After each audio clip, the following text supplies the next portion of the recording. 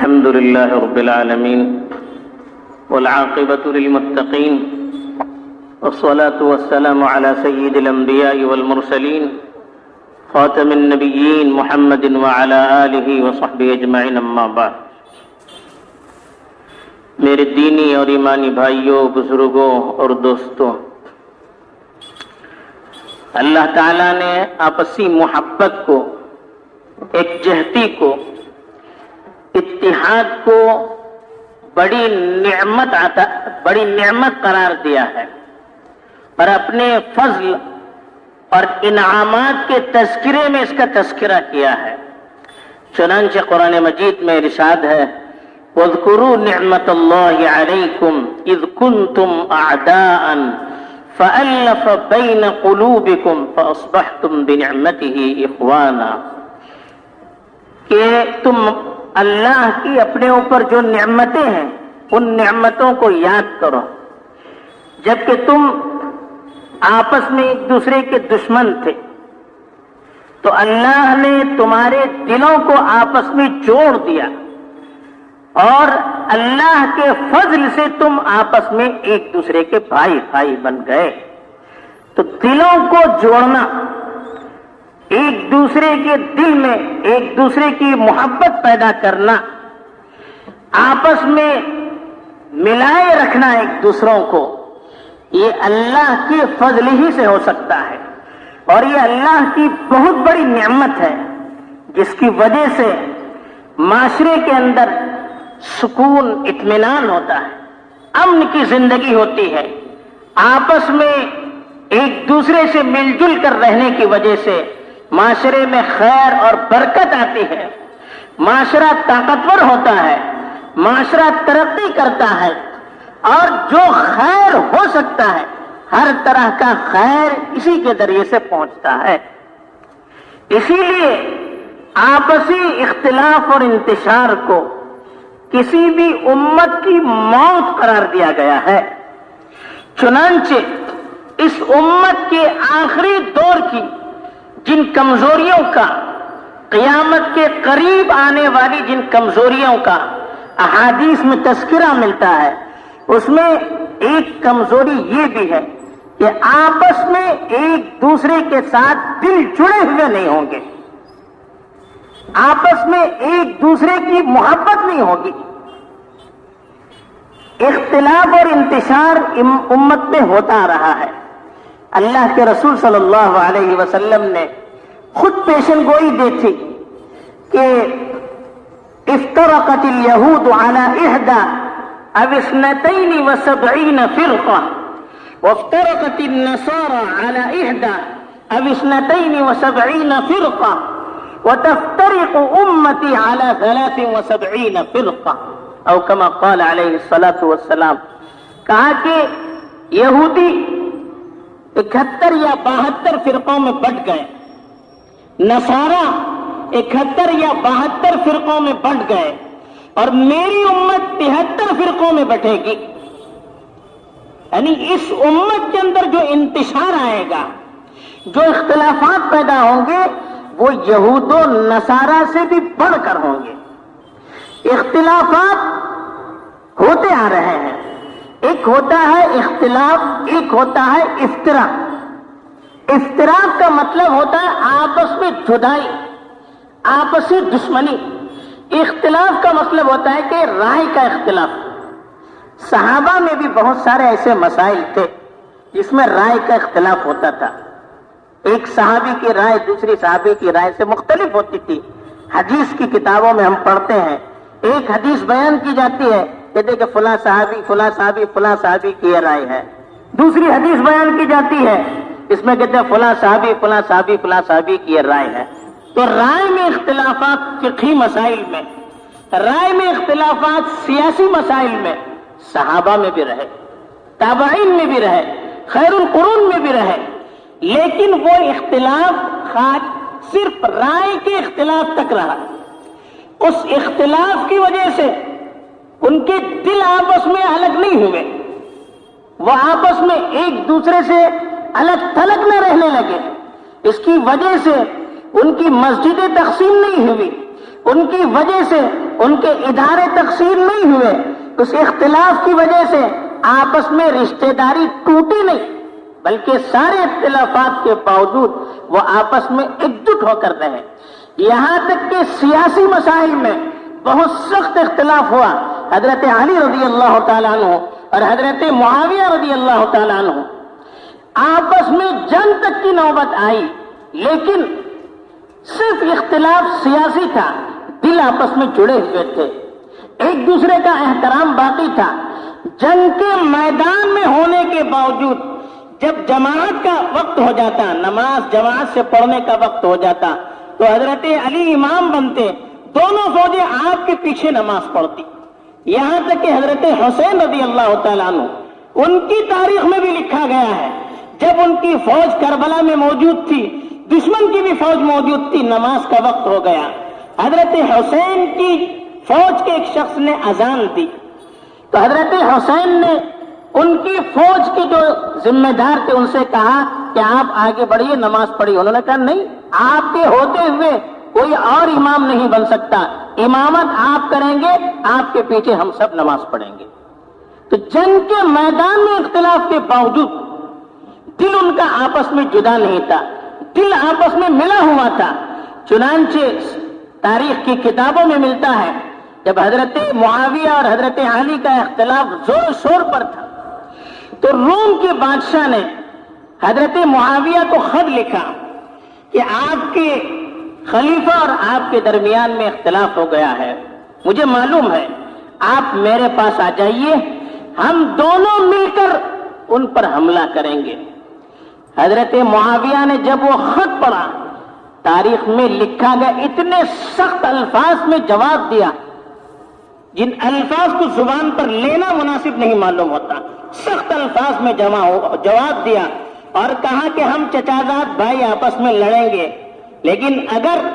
تم نے ان پر حملہ کیا تو ہم دونوں ساتھ مل کر تم پر حملہ کریں گے۔ یہ اختلاف میں بھی دشمنی کی حد تک اختلاف نہیں تھا۔ یہی وجہ تھی کہ جب اختلاف ختم ہو گیا تو پھر آپس میں ایسے ہی مل گئے جیسے پہلے سے ملے ہوئے تھے، صرف اجتہاد کا کہ یہ مسئلہ حل ہو جائے تو ہم دونوں ساتھ میں، یہ مسئلہ حل کرنا ہے، اس کی وجہ سے جنگ تک ہوئی، لیکن آپس میں وہ دشمنی نہیں ہوئی جس کی وجہ سے دل الگ ہو جاتے ہیں۔ یہ صحابہ کے زمانے میں بھی اختلاف رہا، البتہ وہ اختلافات جو عقائد میں، اسلام کی جو عقائد ہیں، بنیادی چیزیں ہیں جن پر ایمان لانا ضروری ہے، اگر کوئی اس کا انکار کرتا ہے یا اس میں ایسی تعویل کرتا ہے جو اسلاف کی طرف سے منقول نہیں ہے، اس طرح کی اگر کوئی تعویل کرے اور انکار کرے تو ان کو اہل سنت والجماعت سے خارج قرار دیا گیا ہے، ورنہ فقہی اختلافات کو کبھی انتشار کی بنیاد نہیں بنایا گیا۔ لیکن افسوس یہ ہے کہ جیسے جیسے زمانہ گزرتا چلا گیا اور تعصب پیدا ہو گیا، مفاد پرستی، گروپ بندی پیدا ہو گئی، تو یہی مسئلے مسائل کے اختلافات کو یا چھوٹی چھوٹی فکری اختلافات کو جن سے ایمان پر کوئی اثر نہیں پڑتا، عقیدے پر کوئی اثر نہیں پڑتا، ایسے اختلافات کو آپس میں انتشار کا ذریعہ بنایا۔ اس کو افتراق کہتے ہیں۔ صحابہ میں اختلاف تو ہوا، افتراق نہیں ہوا، لیکن آج کا جو اختلاف ہے یہ آپس میں افتراق کے معنی فرق کرنا، ایک دوسرے سے الگ ہو گئے، مسجدیں الگ ہو گئی، ادارے الگ ہو گئے، اب یہ اس کو قبول کرنے کے لیے تیار نہیں، وہ اس کو قبول کرنے کے لیے تیار نہیں، نتیجہ یہ ہوا کہ امت کی طاقت ٹوٹ گئی۔ جسے ایک جسم ہوتا ہے،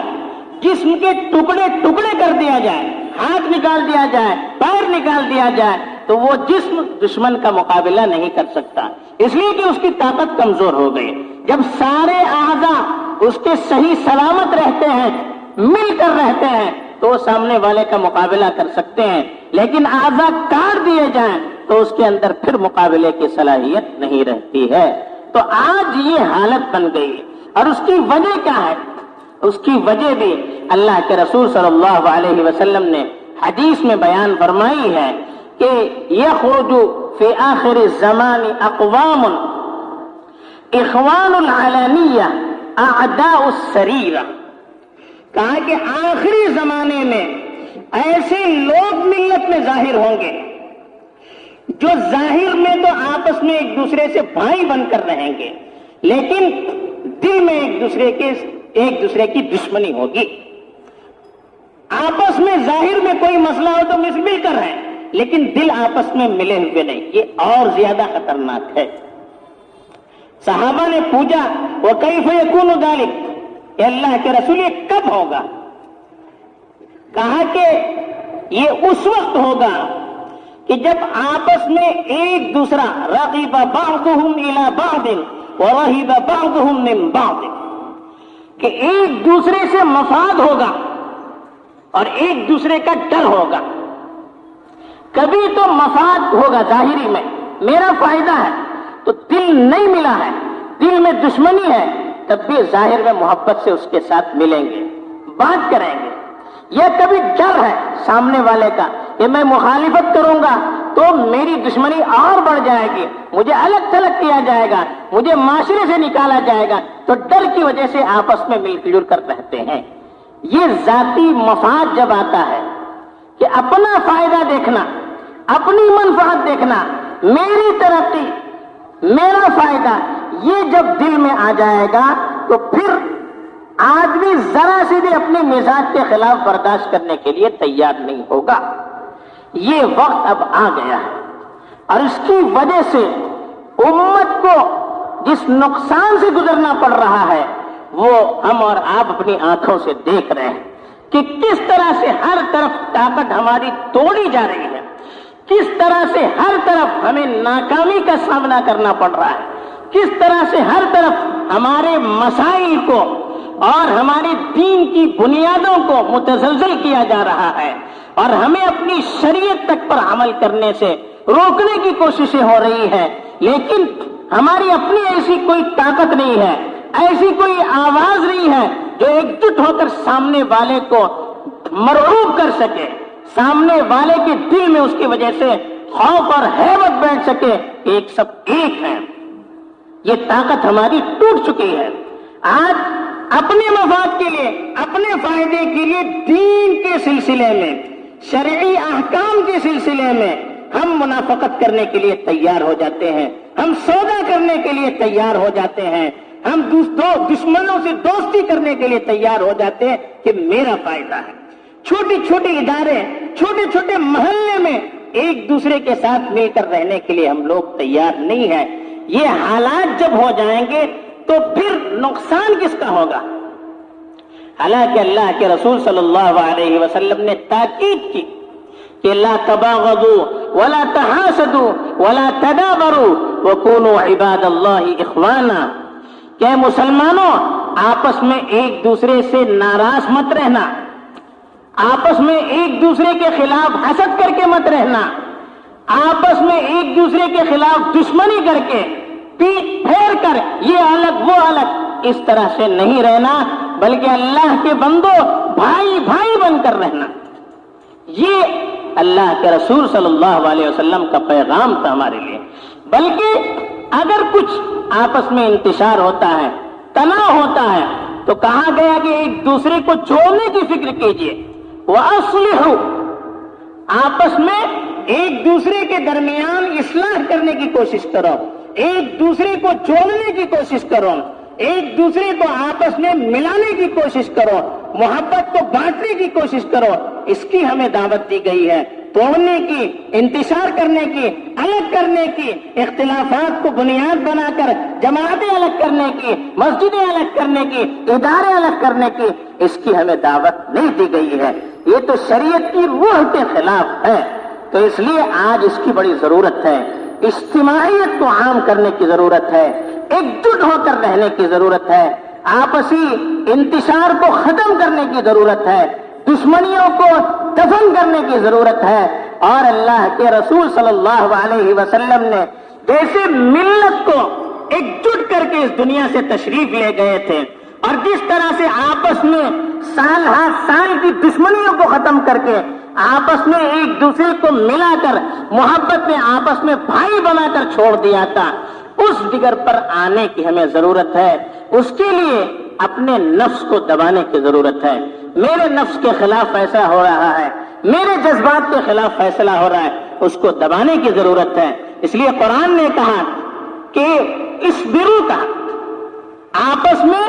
اگر اختلاف ہو جائے تو صبر کرو. ہر آدمی کی رائے قبول کی جائے گی تو کون سی رائے پر ملت متفق ہو سکے گی؟ کسی ایک رائے پر متفق ہو جائے. مشورہ کرنے کے وقت میں اختلاف کیجئے, مشورہ کسی ایک رائے پر ہو جائے تو متحد ہونے کی ضرورت ہے. اور ہمارے جذبات کے خلاف رائے ہو تو اس پر صبر کرنے کی ضرورت ہے. تو ایک تو یہ ہے کہ ہمیں اپنے جذبات کو دبانے کی ضرورت ہے. دوسرے, اپنے آپ کو اپنے قائدین, ذمہ دار علماء کے تابع کرنے کی ضرورت ہے. یہ امت جب تک اطاعت مطیع بن کر رہے گی, اپنے بڑوں کے تابع بن کر رہے گی, امت بھی ترقی کرے گی اور ملت کا اتحاد بھی باقی رہے گا. اسی لیے کہا واطیعوا اللہ واطیعوا الرسول واولی الامر منکم. اللہ کی بات مانیے, رسول کی بات مانیے, اور اپنے قیادت کی,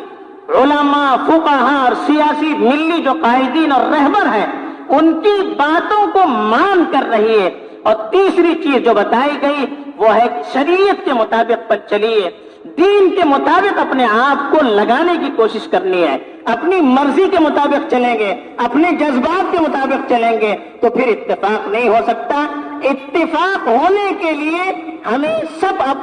سب کو اپنے آپ کو شریعت کے تابع بنانے کی ضرورت ہے. شریعت کے مطابق اگر کوئی فیصلہ ہو گیا تو ہماری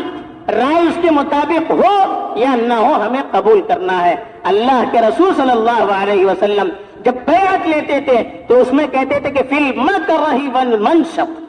کہ رسول کی بات کو ماننا ہے, چاہے آپ کو پسند آئے نہ آئے, آپ کا دل قبول کرے نہ کرے, آپ کی طبیعت لگے نہ لگے, ہر حال میں اللہ کے رسول صلی اللہ علیہ وسلم کی